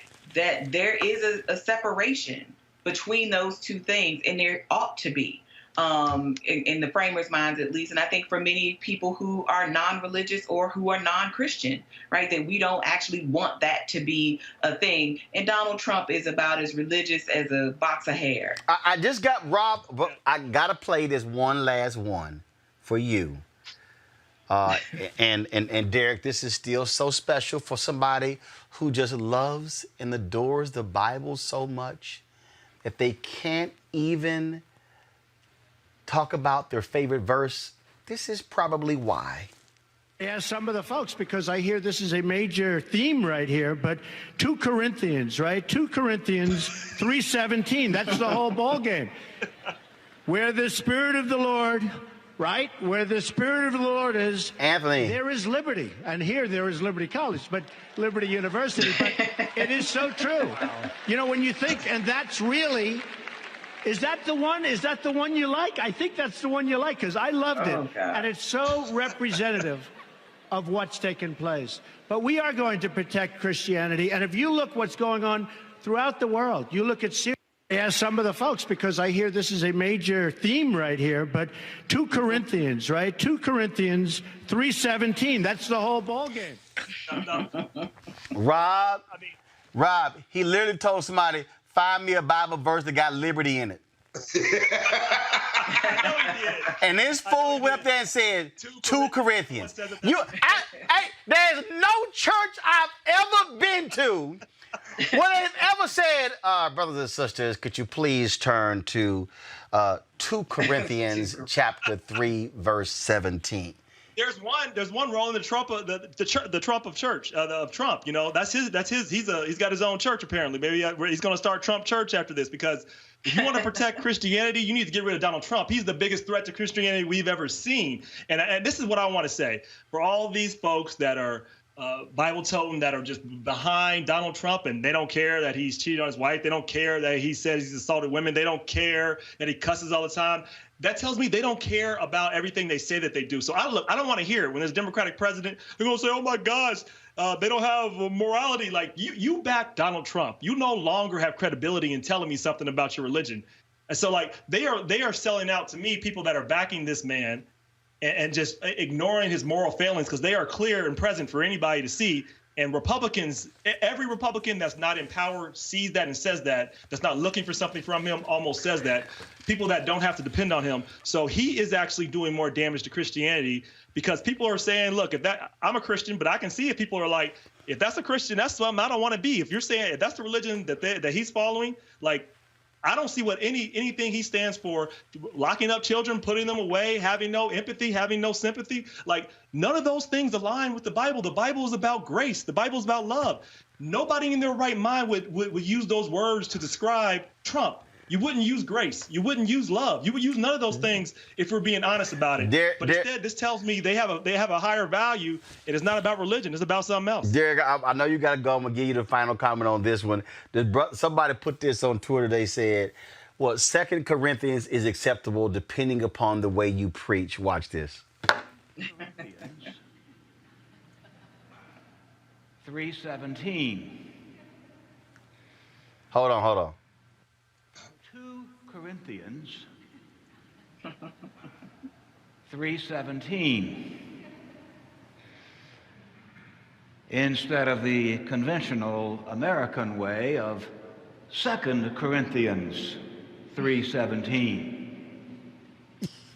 That's a priest trolling Trump, Derek. I was trying to figure it out. He goes 2 Corinthians as opposed to the acceptable way of 2 Corinthians. That was his way of saying the person in the Oval Office is a religious idiot.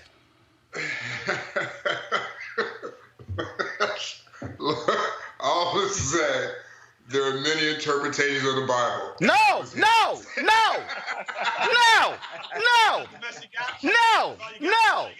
There's NIV, there's the King James, there's the ASV, there's the Message.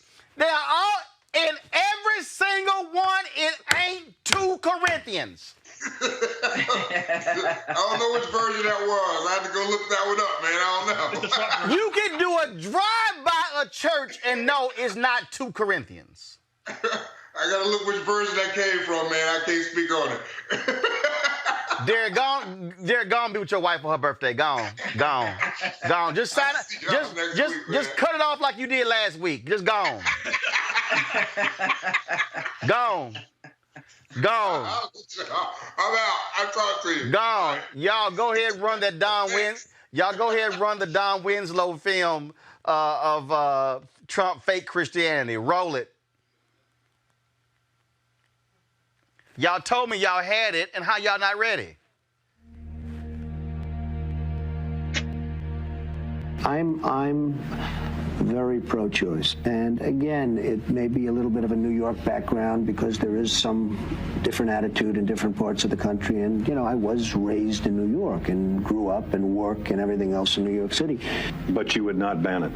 No. Or ban partial birth abortion? No, I am pro-choice in every respect and as far as it goes. Do you believe in punishment for abortion? Yes or no, as a principle? There has to be some form of punishment. For the woman? Yeah, there has to be some form. I'm wondering what 1 or 2 of your most favored Bible verses are and why. I wouldn't want to get into it because to me that's very personal. You know, when I talk about the Bible, it's very personal, so I don't want to get into verses. I don't want to get into... There's no verse that means a lot to you that you think about or cite? The Bible means a lot to me, but I don't want to get into specifics. 2 Corinthians, right? 2 Corinthians...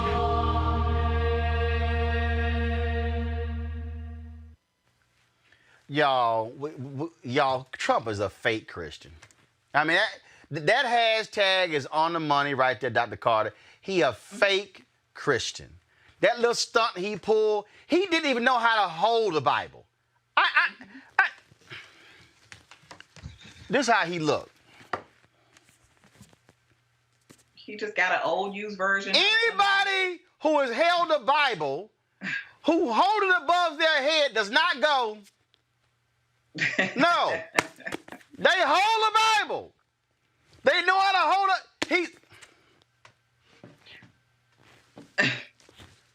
it. Go ahead. But I was saying, but let's also remember what he did immediately before he snapped that picture, right? He had tear gas those people and otherwise used force to move them back so he could take a damn picture in front of a church that he does not attend and clearly with a Bible that he is not very acquainted with. So Donald Trump is here for the pictures. Donald Trump is here to sort of make people believe that he is going to be some sort of beacon of Christianity, perhaps survival of Christianity. He's made them feel that they have a friend in the White House, and in turn, they vote for him in great numbers. And I think Rob's point is exactly right.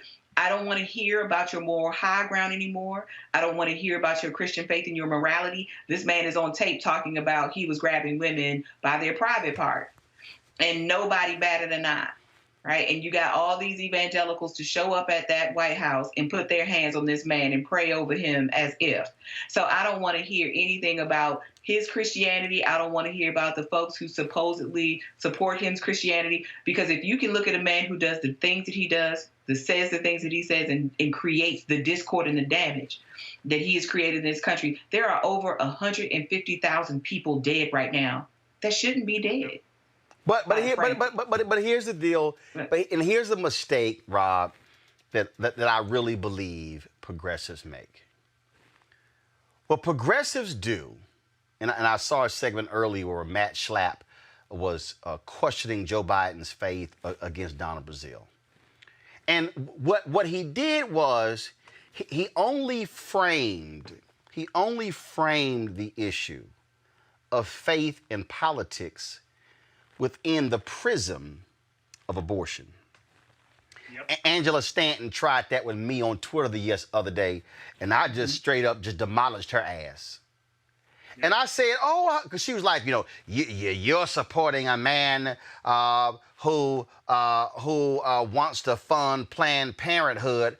I'm supporting a man who's protecting the innocent unborn and who wants to defund Planned Parenthood. I said, I'm sorry. Are you also supporting the same man who wanted to cut the food subsidies to the poor? Last I checked, that's also what the Bible talks about.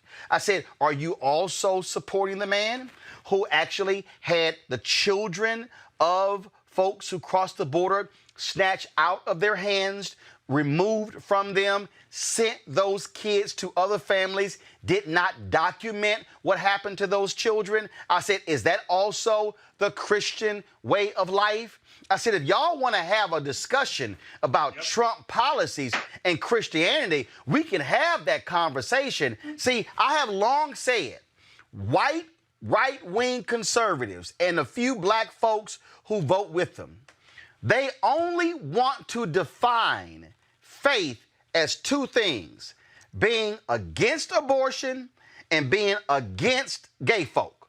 That's the only two issues. They don't want to have a discussion about Christianity and about caring for the needy.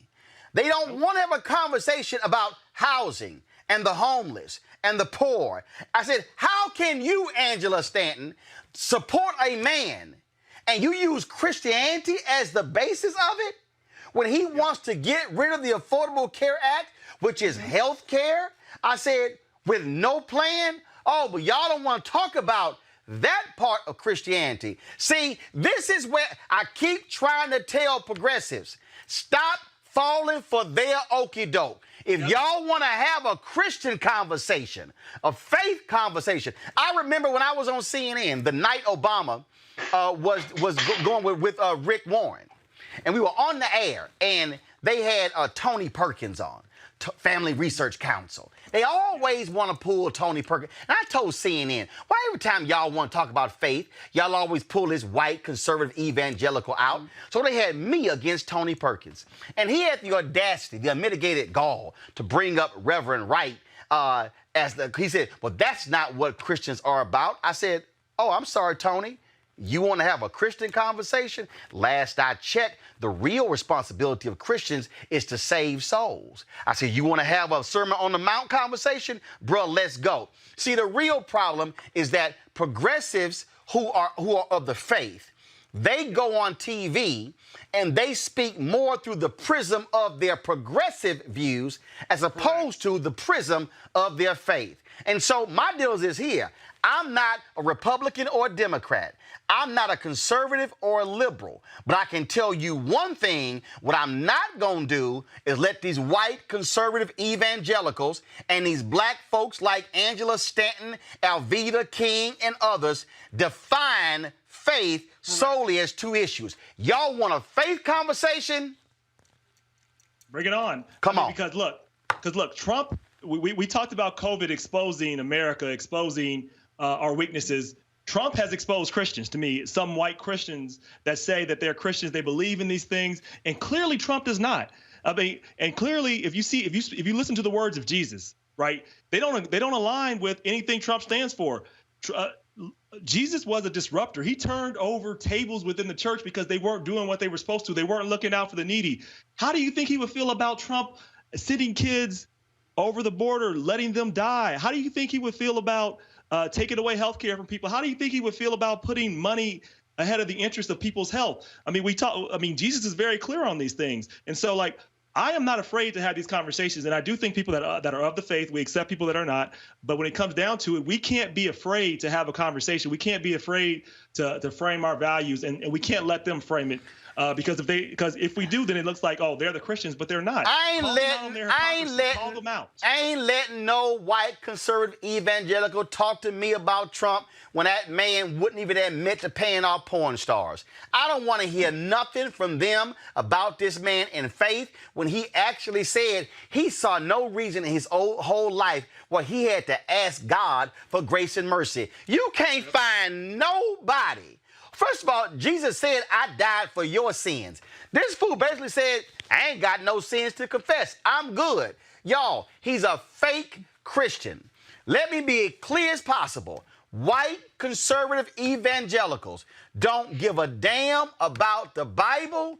They don't care about faith. What they care about are tax cuts. What they care about are right-wing federal judges. They don't care about civil rights. They don't care about human rights. And when Matt Schlapp sits there on Fox News talking about what it means to be a Catholic, did Matt Schlapp forget the fact that the Catholic Church also vehemently opposes the death penalty? Who was the one who reinstated the federal death penalty? Donald Trump. But I thought y'all pro-life. So why'd you reinstate the federal death penalty? Dr. Carter, that's what I keep telling progressives. Stop punking out and letting somebody question your faith. Well, I mean, look, I think it's hard because I think, like you said, the two big issues that people always talk about are abortion or No, not people. No. White conservative evangelicals talk about those two. We all participate in it because we have limited the conversation to faith to that. We let them limit it. Also goes to this larger issue, though, that people aren't ideologically consistent, right? I say I'm pro-life, but what I really mean is I only care about people having the right to be born. I don't really care about their life once they are born. I certainly don't have responsibility to other people, right? So when we talk about condemning people to the death penalty, that's perfectly fine if I'm a pro-lifer in some cases, right? I don't care about SNAP assistance, right? I don't care about children having somewhere safe to live or having regular access to food, having access to adequate education, all the things that would actually support life, right? Environmental cleanliness, right? I don't care about any of those things. Because the issue is not about Christianity, bottom line. The issue is about using whatever pull you have to forestall conversation. Because the minute you say, I'm a Christian, particularly to somebody who's not a Christian, right, who can't go Bible verse to Bible verse with you, it makes it very difficult to have a conversation because now I have to question your faith. And usually for many people, even Americans, it's a non-starter. And I think that's a very easy way to forestall any debate or conversation. You say, oh, it's my religious conviction. Well, if I happen to not share that conviction or that tradition, then we can't actually have a conversation, and you can go on being the bigot that you've always been. And since we on that Christian university, leader of evangelicals, founded by Reverend Jerry Falwell, y'all seen this photo? This is his son who leads it. Jerry Falwell Jr. He's an attorney who's not a pastor. He takes a photo. Y'all, let me tell you how dumb this fool is. He actually posted this on Instagram. This is a photo of him, pants unzipped with a drink in his hand, standing next to a woman who ain't his wife. Wow. He later came out and said, oh no, she was pregnant. This was just a photo. Well, this happened right here, y'all. Statement that was announced today. The Executive Committee of Liberty University's Board of Trustees, acting on behalf of the full board, met today and requested that Jerry Falwell Jr. take an indefinite leave of absence from his roles as president and chancellor of Liberty University, to which he has agreed effective immediately. Well, Rob, how about them Christian values? I mean, it's just selective. It's when you want to use them, and when you want to use them, particularly as Dr. Carter said, it's used as a purpose for power. It's used to say, we are good people, you are not. And it's often been used for superiority reasons. I mean, there's a reason why there have been some people of African descent that don't want to be associated with Christianity because they see, and it has been used to justify things like slavery and things like that. And we see people use it as a justification for treating people poorly when it's actually the opposite. It's supposed to be to actually to give more to those who are given, much is required. That is the principles. It's not like, oh, if you got a lot, then you're supposed to use the religion to hurt other people. So people just find a way to use the religion to justify the injustices that they put upon others, and try to convince them. I gotta play this. Good people. I gotta play this. He called into y'all. So this happened before he got suspended. He called into a radio station to explain. Sounded like he was a little tipsy. What was up with that picture on Instagram? You know, it was weird because she's pregnant, so she couldn't get her pants zipped, and so I was like trying to I had on a pair of jeans that I haven't worn in a long time, so I couldn't get mine zipped either, and so I just put my belly out like hers, and it was just she's my wife's assistant, and she's a sweetheart, and I should never put it up because it embarrassed her because anyway. I've apologized to everybody, and I promise my kids I'm gonna try to be a good boy from here on out. All right, so is it with this TV show, this Trailer Park Boys thing? Yeah, whatever. It was the costume party and we were on vacation, and anyway, long story short, it was just in good fun. That's it. Everybody in the club getting tipsy. Look, this is your university president and allegedly a reverend. He is a charlatan. No. He's not a reverend. No. Hold on. He's not a reverend. He's a lawyer. Okay. His daddy was. He's not. Was the reverend? Well, he's the head of a religious institution. Right. Precisely. Right? That makes it the bar a little bit higher than sort of any other university president. But I guarantee he's going to go to rehab. He's going to come about that he's had these substance abuse issues. He's going to ask people for their thoughts and prayers, and then he's going to be reinstalled. So we know this script. I mean, Jerry Falwell Jr. has tried this with the blackface mask that he did early this year. I mean, he brought students back to Liberty's campus in the middle of COVID and got other students sick. I mean, this man has been a disaster, and this is the bridge too far for the Board of Trustees. Tells me something that tells me everything I need to know about the Board of Trustees at Liberty University, quite frankly. So, it couldn't happen to a nicer guy, I'm sure. Everybody in the club getting tipsy. Tears for Jerry Falwell Jr. But I guarantee he's going to come out with some statement about he needs to go to rehab because he has a substance abuse problem, yada, yada. All right. That doesn't explain the racism and the All right, I got it. I got to go to the next story. Oprah Winfrey and her Old Magazine team are demanding justice for Breonna Taylor. Winfrey has purchased 26 billboards with the face of Taylor across the city. That's one billboard for every year of her life. Each reads, demand that the police involved in killing Breonna Taylor be arrested and charged. Visit untilfreedom.com. Now, of course, then it's supposed to be expected to be completed by Monday. The officers involved in the death of Breonna Taylor have not been charged. Detective Brett Hankinson was fired, and Sergeant Jonathan Madley and Detective Miles Cosgrove were only placed on administrative leave.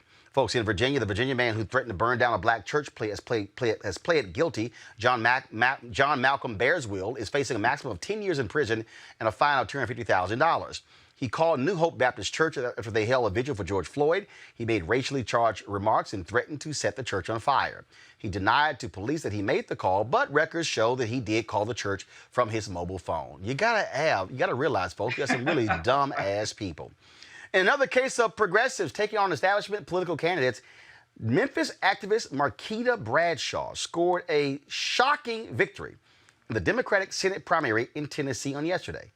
Folks, her opponent, James Mackler, was the candidate of choice by Chuck Schumer and Democratic Senate leaders. Now, check this out. Y'all gonna love this one. Bradshaw raised $8,200 in the first quarter. Hasn't even filed a second quarter fundraising report with the Federal Elections Commission. Her opponent, my man, raised $2 million. And of course, she faces an uphill battle, Dr. Carter, there in Tennessee. But with 5 candidates, she got 35%. She dominated, obviously, in Shelby County, where Memphis is. But it has to say something. This is what she said, though. Her deal was, don't make this because I'm black. She's also a big-time organizer. And what she said is they organize people in different parts of the state. She came out on top 35%.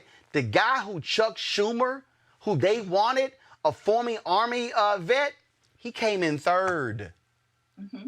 Absolutely. And I think, look, if AOC hasn't shown anybody anything, is that it really matters to beat the pavement. So you can have all the endorsements you want, but at the end of the day, it was about who you can compel to show up. And let's be clear, Chuck Schumer is from New York. What does he know about Tennessee? And why do the people of Tennessee care? I think it'll be really interesting to see how this general election shakes out, because I was thinking immediately of Harold Ford when he ran in 2006. And I think she'll have an uphill battle because, you know, Tennessee is a red state. They have 2 Republican senators right now. So it'll be curious. But I think the fact that she was able to upset the other candidate, Mackler, who was clearly the favorite going in this race and had outspent her and certainly out fundraised her, says something. There's clearly an appetite for something different on the horizon. And I think her environmental justice stuff was interesting, not just to black folks, but to whites. And if she's going to win in Tennessee, she's absolutely going to have to win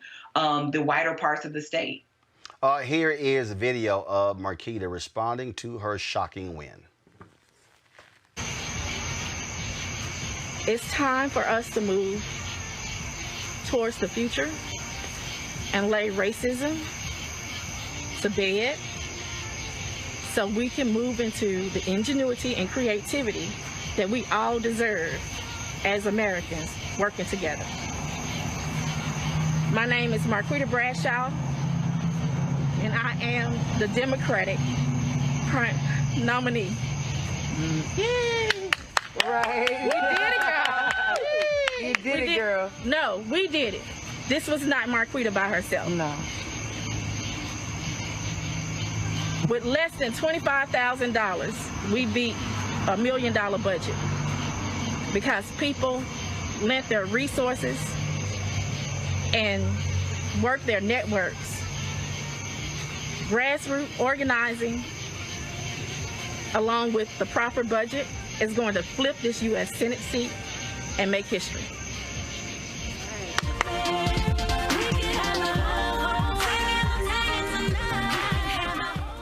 Look, I know it's a red state, Rob, but if I'm Republicans, I have a problem with somebody spending $8,200 and getting 35% of the vote and beating the dude who raised $2 million.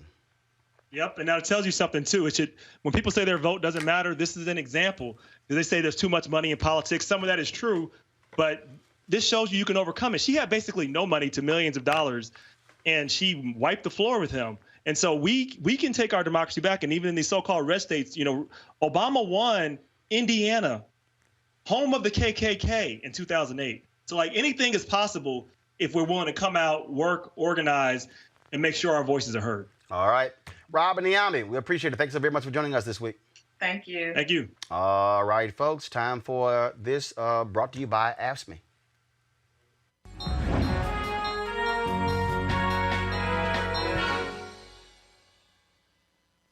We can face this pandemic head on.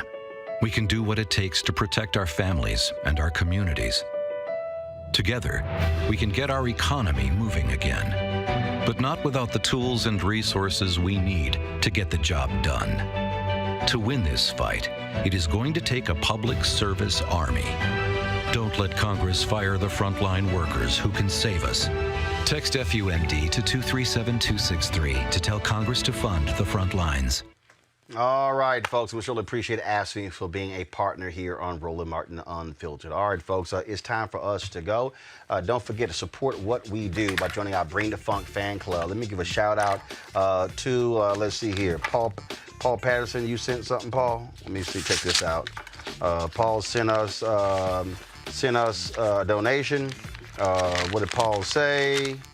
Paul said, thank you for the truth in every subject you talk about. The fact is, what matters being Ohio, races are not hitting. No more Trump unleash on this country. And he says, why do these people follow his every word? Great point, Paul. We actually wondered the exact same thing. Also, shout out to Chance Taylor, also a contributor. Let's see here. This is Jerome Hale. Jerome Hale. Jerome, I'll give you a shout out as well. Thank you so very much for joining our Bring the Funk fan club. Let me open up this here.